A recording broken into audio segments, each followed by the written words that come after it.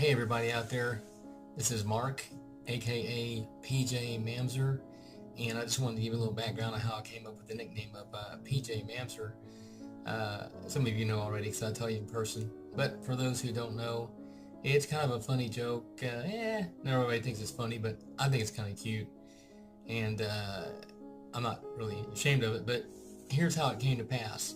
So it all started back quite a few years ago, probably in the mid 90s, early to mid 90s, when a friend of mine invited me to a Edwin Lewis Cole men's meeting with the men of his church.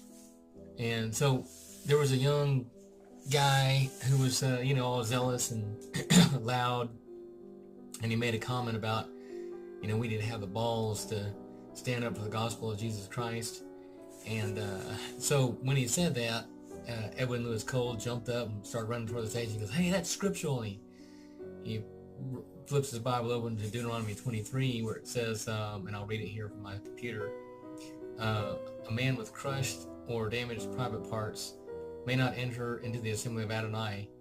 A mamzer may not enter the assembly of Adonai, nor may his descendants down to the 10th generation enter the assembly of Adonai. So I guess it's kind of a way of saying, men have a saying, you cut your nuts off, or you cut my nuts off, talking about you basically insulted their manhood.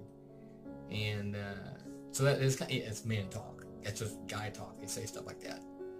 So basically, I recently read that scripture, talking about, let's be men about things in another situation. So I kind of misquoted it, reading from this partial Hebrew, and I thought mamzer meant a man who was wounded, in the private parts. So I was joking around with one of my Hebrew brothers, and I asked him, I said, "Hey man, are you a mamzer?" And he said, "It's mamzer," and no, I'm not. So I didn't really realize what it meant right away. Then later I realized, after reading a little closer, mamzer or mamzer actually is the Hebrew word for bastard. So a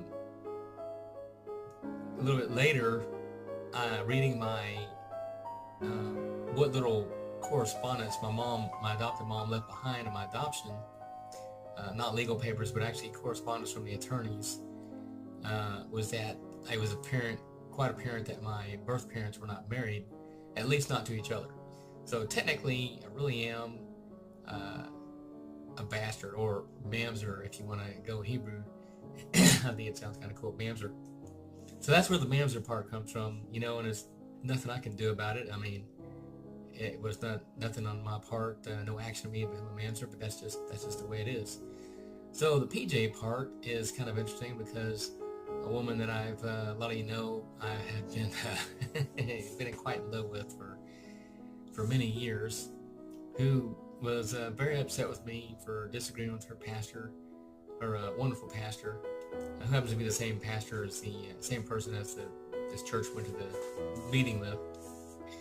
I recently tried contacting her, and I contacted her father on Facebook, and then obviously he relayed the message to her, and she was quite upset about it, and sent me a message on Facebook, telling me not to contact her dad or her, threatened to file harassment charges against me, and then the last three words of her letter was, "You pathetic joke." So she called me pathetic joke, and I thought, well, PJ for pathetic joke and mamzer, that's kind of a cool sounding nickname there. So I thought, well, I'll wear it as a badge, PJ Mamzer. So a lot of people get offended by that, especially my friends who like me. But I'm like, oh, I'll live with that. I mean, hey, why not call myself a mamzer? I'm not scared. So that's where PJ Mamzer comes from, and I like it. It's got a nice ring to it, I think. It's kind of like mysterious a little bit, or intriguing. PJ Mamzer. Maybe you could write a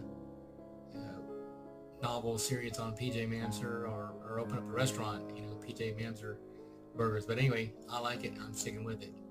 That's my story. Shalom.